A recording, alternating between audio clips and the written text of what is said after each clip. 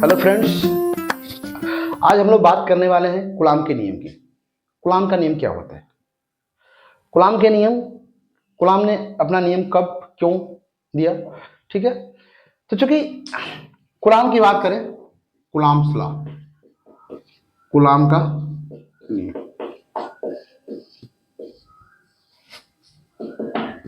Coulomb का नियम, coulomb के नियम की बात करें, coulomb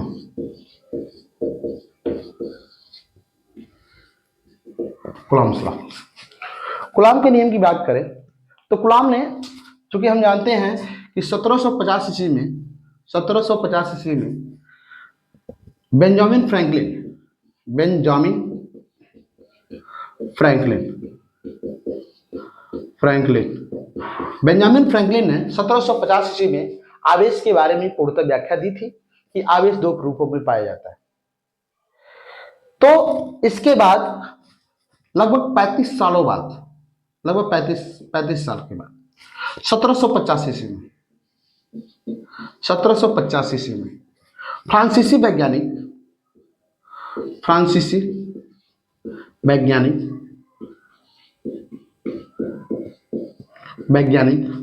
अंगस्टीन day coulomb, अंगस्टीन day coulomb ने 1750 ईस्वी में अंगस्टीन डे कूलाम ने इन आवेशों के बारे में एक मैथमेटिकल कॉन्सेप्ट, न्यूमेरिकल कॉन्सेप्ट के बारे में इन्होंने जानकारी दी। इन्होंने बताया कि किन्हीं दो आवेशों के बीच लगने वाला आकर्षण और प्रतिकर्षण बल, क्योंकि हम लोग एक बात और जानते हैं कि किन्हीं दो आवेशों के बीच चाहे प्लस प्लस हो या माइनस माइनस हो, अगर समान आवेश हो तो समान आवेशों के बीच लगने वाला बल प्रतिकर्षण बल, प्रतिकर्षण बल, असमान आवेशों के बीच लगने वाला बल आकर्षण बल कहलाता है, आकर्षण बल कहलाता है, आकर्षण बल। समान आवेशों के बीच लगने वाला बल आकर्षण बल, प्रतिकर्षण बल, और असमान आवेशों के बीच लगने वाला बल आकर्षण बल कहलाता है, ठीक है। इस बात की व्याख्या बहुत पहले हो गई थी, लेकिन इसके बारे में मैथमेटिकल कॉन्सेप्ट 1785 ईस्वी में अंगस्टीन डे कूलाम द्वारा दिया गया, ठीक है।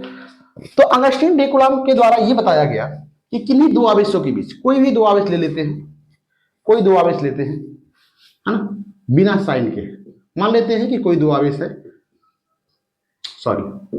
Q1 और Q2, इनकी स्थिति है A और B, इनके बीच की दूरी है स्मॉल r, ठीक है। तो कूलाम के अनुसार किन्हीं भी दो आवेशों के बीच, चाहे वो प्लस हो या माइनस हो, किन्हीं दो आवेशों के बीच लगने वाला आकर्षण और प्रतिकर्षण बल उन दोनों आवेशों के गुणनफल के अनुक्रमानुपाती तथा उनकी बीच की दूरी के वर्ग के व्युत्क्रमानुपाती होता है, ठीक है। परिभाषा लिख लेते हैं। किन्हीं दो आवेशों के बीच, किन्हीं दो आवेशों के बीच लगने वाला आकर्षण एवं प्रतिकर्षण बल उन दोनों आवेशों के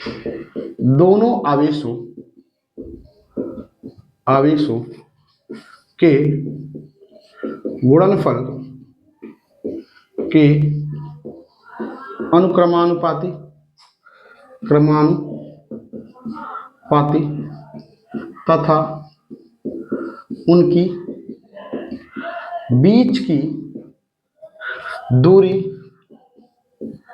के व्युत्क्रमानुपाती होता है। इसमें दो चीजें हमें समझने वाली बातें हैं। पहली अनुक्रमानुपाती, दूसरा व्युत्क्रमानुपाती।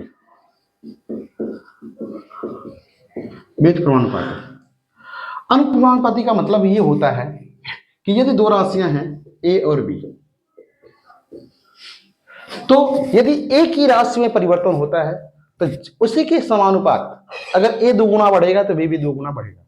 लेकिन व्युत्क्रम का मतलब ये होता है कि यदि दो राशियां हैं ए और बी, तो यदि ए के मान में वृद्धि होती है तो बी का मान डिक्रीज करेगा, और बी अगर इंक्रीज करता है तो ए का मान डिक्रीज करेगा। व्युत्क्रम का मतलब ये होता है। ठीक है, तो हमने लिया दो आवेश, मान लेते हैं कोई दो आवेश Q1 और Q2 ए और बी बिंदु पर स्थित है। तो इसको लिखेंगे, माना कोई दो आवेश Q1 और Q2 ए व बी बिंदु पर स्थित हैं तथा इनके बीच की दूरी स्मॉल आर है। अतः कूलाम के अनुसार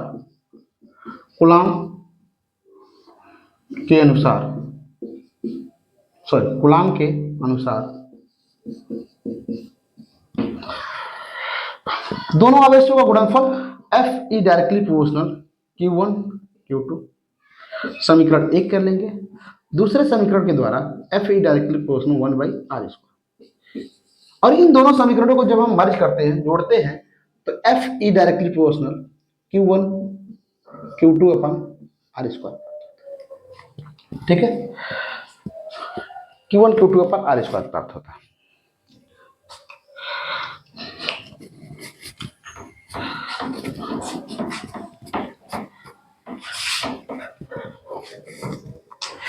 जब हम प्रोपोर्शनलिटी कांस्टेंट को जोड़ते हैं, कभी भी प्रोपोर्शनलिटी कांस्टेंट को हटाते हैं तो एक प्रोपोर्शनलिटी कांस्टेंट जुड़ जाता है, नियतांक जुड़ जाता है ना। तो यहाँ पे हम प्रोपोर्शनलिटी कांस्टेंट लेने वाले हैं कि F is equal to Q1 Q2 upon r²। ठीक है, Q1 Q2 upon r²। Coulomb ने प्रयोगों द्वारा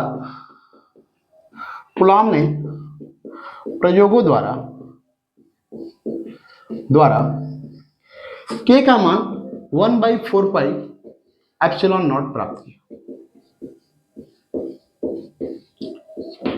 ठीक है, एप्सिलॉन नॉट प्राप्त किया, तो इसका मान हम कह सकते हैं, पुनः समीकरण इसको समीकरण हम 2 मान लेते हैं, 3 मान लेते हैं, कहेंगे समीकरण 3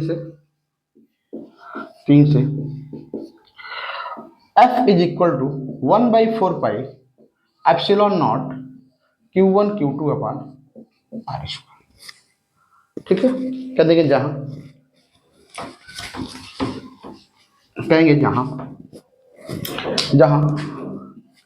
यही हमारा कूलाम का नियम हो सकता है, जहां एप्सिलॉन नॉट, इसको हम एप्सिलॉन नॉट कहते हैं,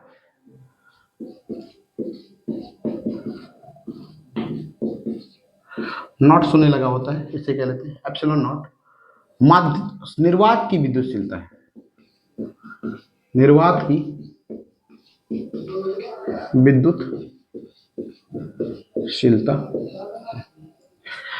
की विद्युतशीलता है। ठीक है, अब बात आती है निर्वात किसे कहते हैं। ठीक है, नहीं समझ में आ रहा होगा तो ये जान लीजिए निर्वात किसे कहते हैं। निर्वात का मतलब ये होता है कि ऐसा स्थान जहां पर कोई अणु उपस्थित ही न हो, खाली जगह हो। जैसे मान लीजिए हमारे पास ये इन्वायरमेंट है, इन्वायरमेंट होने के कारण यहाँ पे बहुत सारे मॉलिक्यूल उपस्थित हैं, और इनके कारण हमारी साउंड एक स्थान से दूसरे स्थान पर ट्रेवल हो पा रही है।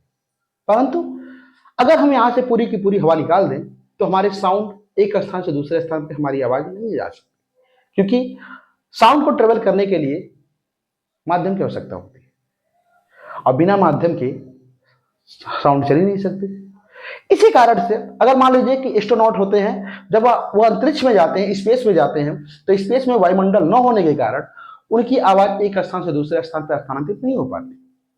ठीक है, तो ऐसा स्थान जहां पर कोई अणु उपस्थित न हो, पूरी खाली स्थान है ना, हवा न हो, तो इस प्रकार का स्थान निर्वात कहलाता है।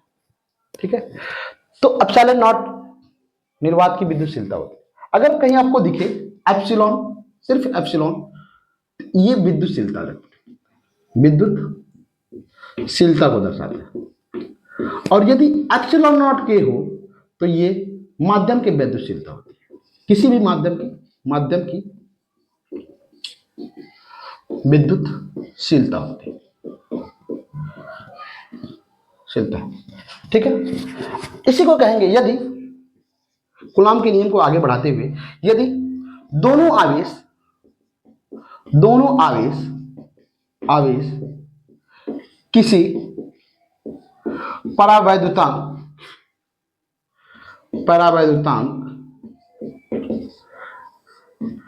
के वाले माध्यम में रखा हूं,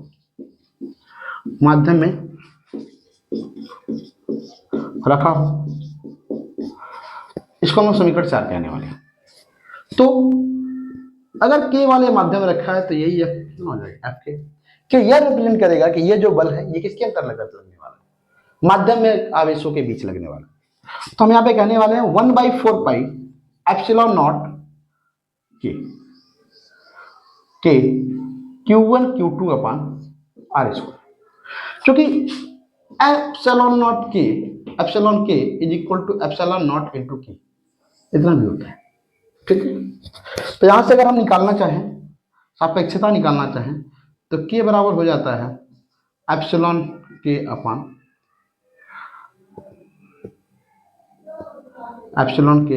के एप्सिलॉन, ठीक है। इसको हम समीकरण नंबर क्या कहते हैं, 5 कह लेते हैं, कहेंगे समीकरण 4 तथा 5 से, समीकरण 4 तथा 5 से इसमें इसको डिवाइड कर देंगे, एफ अपॉन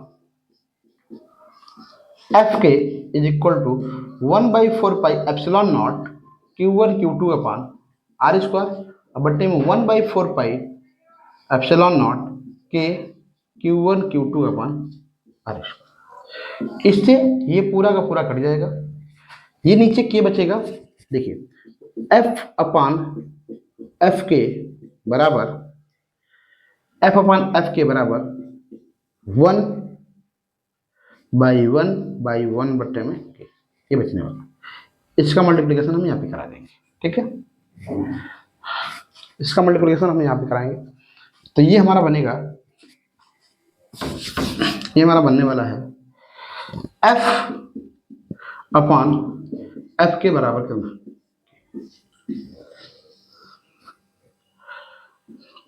ठीक है। ये हमें प्राप्त होता है, यही कहलाता है कूलाम का नियम, ठीक है। कूलाम के नियम में कोई अगर दिक्कत हो तो आप हमसे शेयर कर सकते हैं कमेंट के अंदर, ठीक है। और आई होप आपको कूलाम का नियम समझ में आया होगा। आगे हम लोग डिस्कस करेंगे एप्सिलॉन नॉट के बारे में, हम लोग जानेंगे कि एप्सिलॉन नॉट होता क्या है, इसके मात्रक, इसकी मान और बीमा की बात करें। अच्छा सॉरी, एक चीज और हमें बताना था कि एप्सिलॉन नॉट का मान के बराबर 1/4 पर एप्सिलॉन नॉट जो प्राप्त किया, तो इसका एक नियतांक मान होता है 9 × 10 के पावर, ठीक है, ये जाना।